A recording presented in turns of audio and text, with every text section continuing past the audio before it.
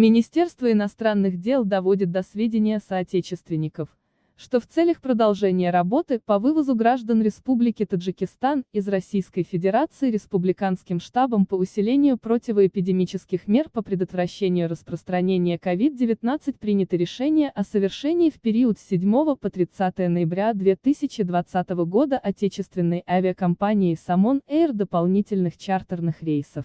Вывозные чартерные рейсы будут выполнены по мере согласования с российскими властями. Министерство напоминает, что возвращающимся на родину соотечественникам необходимо иметь при себе справку об отсутствии коронавирусной инфекции, COVID-19, полученной путем тестирования методом полимеразной цепной реакции, ПЦР, сделанного не ранее чем за 96 часов, 4 суток, до прибытия в Таджикистан. Дети до 3 лет освобождены от предоставления справки. Таким образом, начиная с 7 ноября до конца текущего месяца запланировано выполнение 112 вывозных рейсов. Дополнительная информация о рейсах на ссылке в описании.